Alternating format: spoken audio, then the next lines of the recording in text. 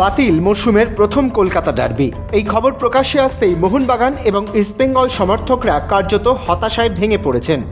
রবিবার অর্থাৎ 18ই আগস্ট কলকাতার বিবেকানন্দ যুবভারতী ক্রীড়াঙ্গনে এই ম্যাচ আয়োজনের কথা ছিল। আর এমন হাই ভোল্টেজ ম্যাচ দেখার জন্য ইতিমধ্যেই অনলাইন এবং অফলাইনে যাবতীয় টিকিটও শেষ হয়ে গিয়েছিল। এবার যখন ডার্বি বাতিলই হয়ে গেল, তখন সেই টিকিটের টাকা কবে ফেরত পাওয়া যাবে তা নিয়ে ইতিমধ্যেই একাধিক প্রশ্ন সমর্থকদের মধ্যে উঁকি মারতে শুরু করেছে।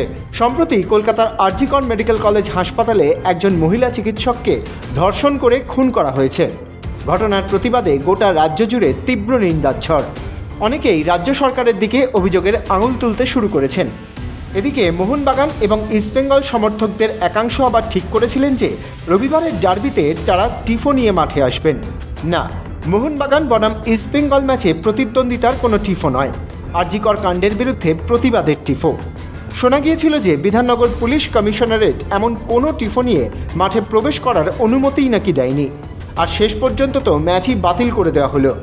শনিবার লালবাজারে একটি বৈঠকের আয়োজন করা হয়েছিল। এই বৈঠকে বিধাননগর পুলিশ কমিশনারেটের পক্ষ থেকে স্পষ্ট জানিয়ে দেওয়া হয় যে ডার্বি ম্যাচের জন্য পর্যাপ্ত সুরক্ষা বাহিনী তারা মোতায়েন করতে পারবে না।